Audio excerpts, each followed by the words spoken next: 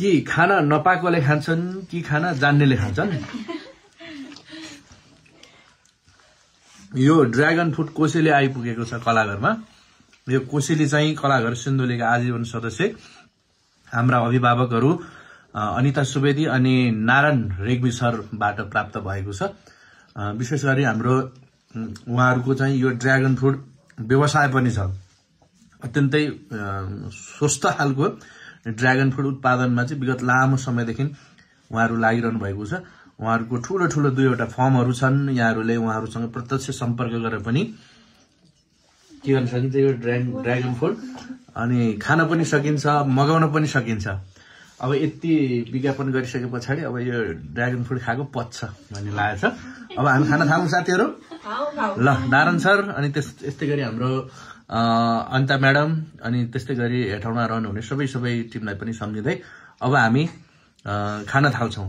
मैले अघि भनिसके कि खाना नपाएकाले खान्छन् कि खाना जान्नेले खान्छन्। अब हामी कुन वर्गमा पर्छौँ हजुरहरूले कमेन्टमा भनिदिनुहोस् है त।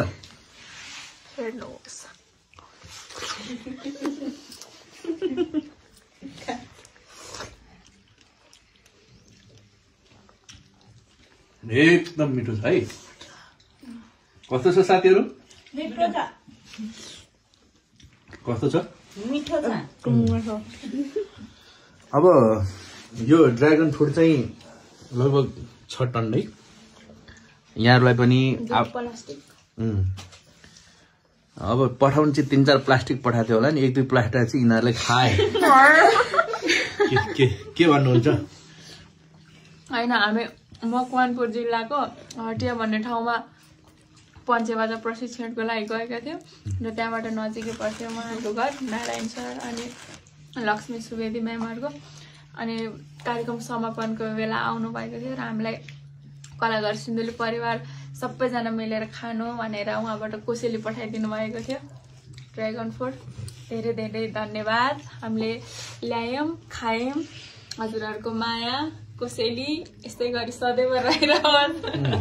सधैँभरि खान पाए। अब तिमीलाई खास यो चटपटे मिठो कि ड्रागन फ्रुट मिठो? मिठो छ कि चाउ चाहिँ मिठो लाग्छ? स्वास्थ्यको लागि एकदम यो फाइदाजनक ड्रागन फ्रुट। सबैजनाले खाऊँ, स्वस्थ रहौँ भन्ने पनि हो। बहिनीहरूलाई लिपस्टिक नै लाउनै नपर्ला जस्तो छ यसले खाएर। योभन्दा अगाडि कसले खाथ्यो? हात उठाउनु।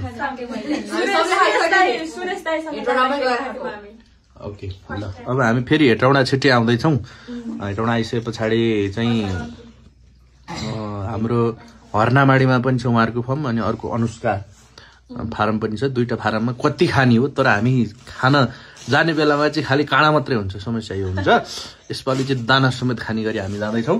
ल एकचोटि अब फाइनल्ली एकचोटि हाम्रो यो कोसीले पठाउनु हुने नारायण सर अनि अनिता म्याडमलाई एकचोटि हाम्रो टिमको तर्फबाट हार्दिक धन्यवाद।